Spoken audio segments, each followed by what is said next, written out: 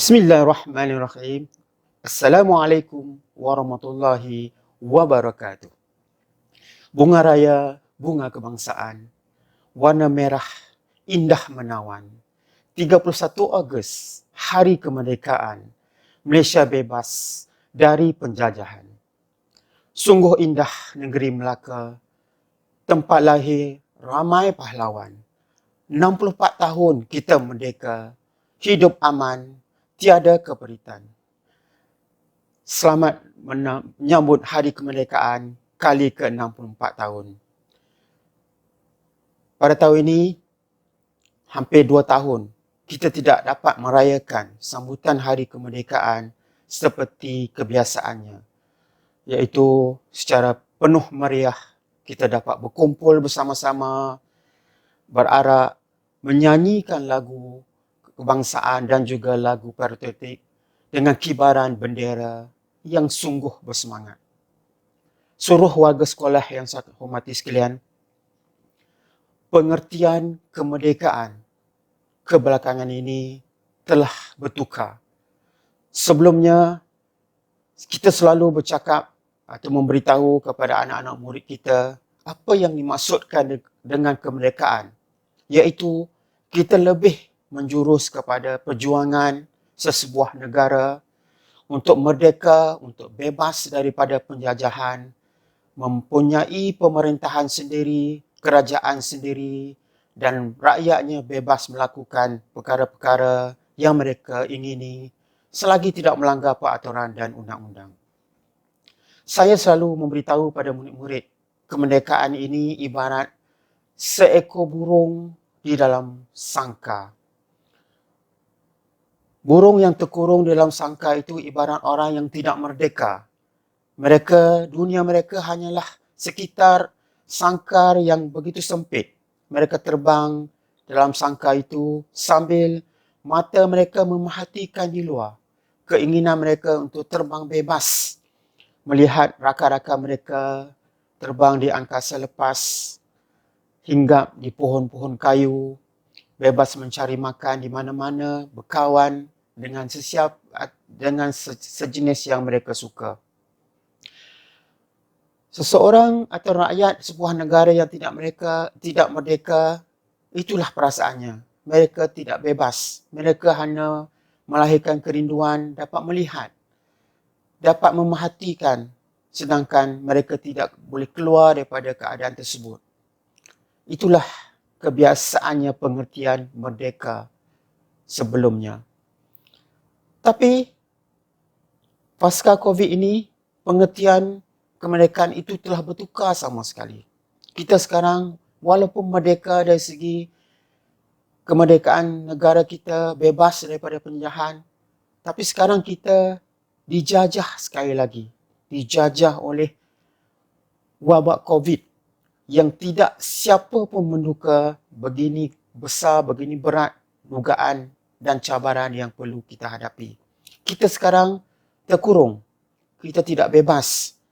Kita tidak boleh buat apa perkara yang kita suka. Yang penting sekarang ialah menjaga kesihatan diri. Sebagai seorang pelajar, tentunya keinginan kamu untuk datang ke sekolah. Begitu juga dengan guru-guru. Untuk berjumpa dengan rakan-rakan dan sama-sama kita menjadikan sekolah satu persekitaran yang terbaik untuk kita menerima ilmu. Tapi apakah daya? Kita tidak mampu untuk berbuat demikian sekarang atas faktor COVID yang melanda. Begitu juga kerinduan kita untuk pulang ke kampung halaman, berjumpa dengan saudara, berjumpa dengan orang tercinta, berjumpa dengan ibu, bapa, datuk ataupun nenek yang masih ada. Kita rindu untuk mencium, memeluk mereka, melahirkan kerinduan dan bertanya khabar. Inilah dia erti kemerdekaan pada masa sekarang. Kita sekarang sedang berjuang untuk keluar daripada wabak ini, untuk kita merdeka sekali lagi. Merdeka sekali lagi untuk kita bebas melakukan perkara yang kita tidak dapat buat sekarang. Guru-guru, murid-murid serta ibu bapa sekalian, tema kemerdekaan pada tahun ini ialah Malaysia Prihatin. Apakah maksud tema ini? Sebagai seorang pelajar, sebagai seorang guru, tugas kita sekarang ialah mengajar dan belajar secara di rumah ataupun pendidikan di rumah, PDPR.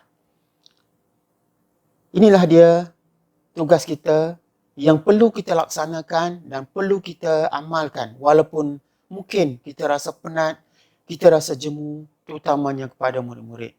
Kerana sememangnya pendidikan secara jarak jauh ini, secara maya ini tidak sempurna ataupun tidak sama 100% seperti mana kita datang ke sekolah.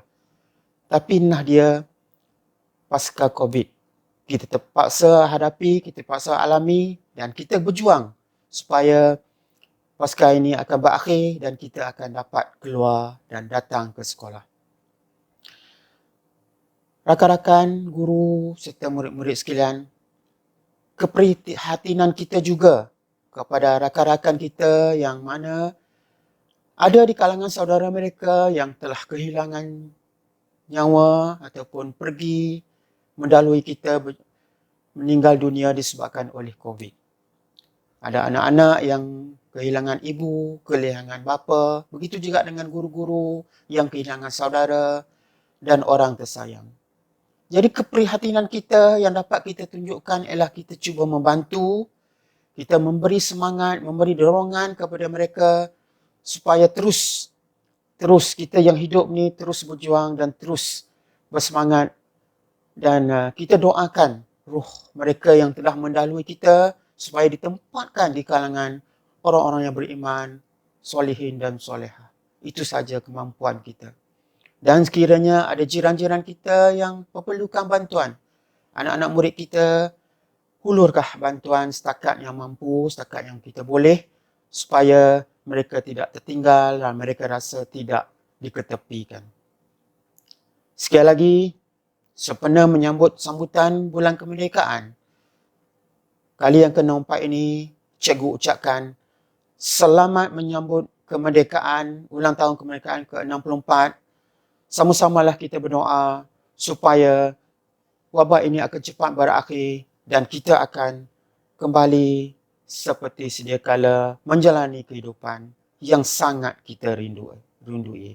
Sekian, wabillahi taufiq wa hidayah. Wassalamualaikum warahmatullahi wabarakatuh. Merdeka! Merdeka! Merdeka! Sekian, wabillahi taufiq hidayah. Wassalamualaikum warahmatullahi wabarakatuh.